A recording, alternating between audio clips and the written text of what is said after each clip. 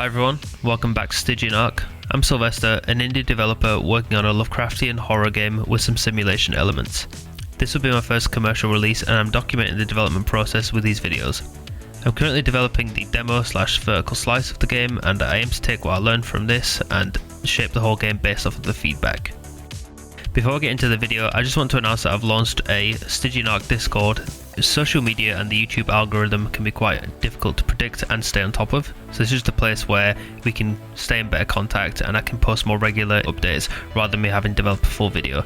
I'll still keep with the videos and I'll still keep posting on YouTube and my social media when I can, but this will be a more chilled out place for us to communicate more directly. If that sounds like something you're interested in, please join. I hope to see you there. Okay, and with that being said, let's get into the video.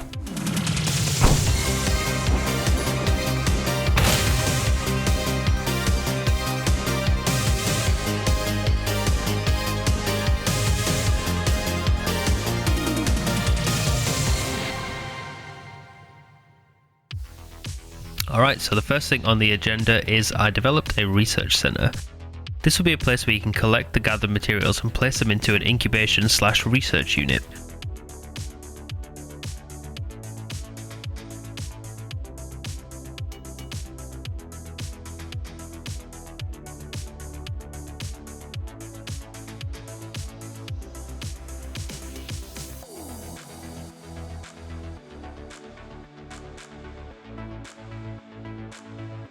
The way this works is, in the mission briefing, you're told to gather a specific type of material.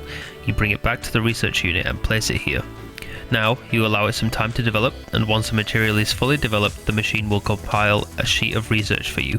Depending on the value of minerals you collect, it will affect the incubation process, mainly the speed of which the changes take effect and how much information you can gather at the end of that process.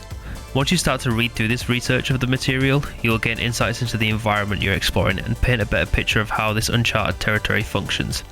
As a researcher, this is the kind of information you need, and you're rewarded for finding this information and uploading it to the database. So this is a basic way of each material is developed. However, each material is different, thus it will react differently, and the incubator will try to predict the ideal environment for it.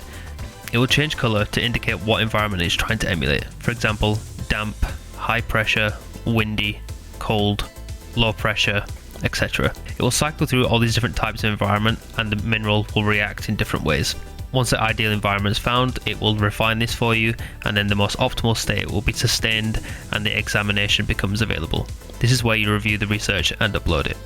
This is the main area of development I've done this month, and I'm really excited to see how this develops further. I really want to polish it, get some sounds, get some nice visual feedback going, but for now I'm really happy with this. It serves as a very good base for what I want in the full game.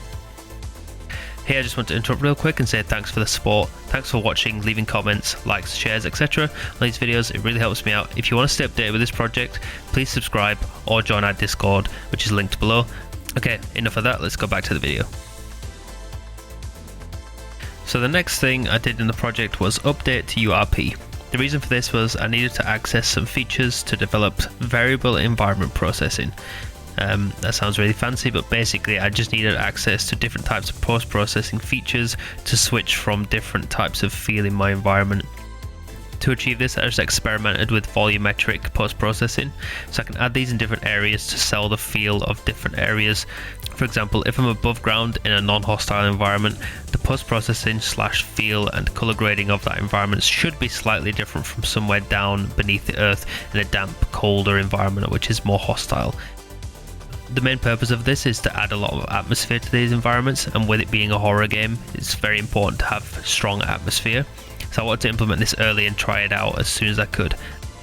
I developed different types of post-processing profiles which I'm quite happy with, but I can't show you them all yet just because I don't want to add too many spoilers into this video. Okay, so that is the main two areas of development I've had this month.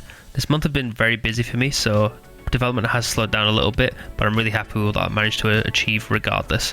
Before I end this video, I'm just going to show a small visual of the demo's roadmap and what I have in mind to better convey my plans. Right now I'm just polishing up the systems and tying them all together. I intend to be done with polishing and tying the systems together in a month or two, which then I can move forward to implementing the game content and really polishing this demo to get it out to people to try. Once the demo's done, I'll put it live to people to try out, and then I can get feedback and adapt the game based off of that. Now, if you want to be the first to hear about that, I'd urge you to join my Discord. I have a server here for extraction and discussions all around this project. I also have a place where I'm going to be gathering feedback from that demo. If you have any feedback or want to discuss projects you're working on, drop it down below or get involved in the community Discord. I read all the comments and feedback I get, and I love hearing what you have to say. So now we're at the end of this devlog. Thanks again for the support and spending your time here, and I'll see you in the next one.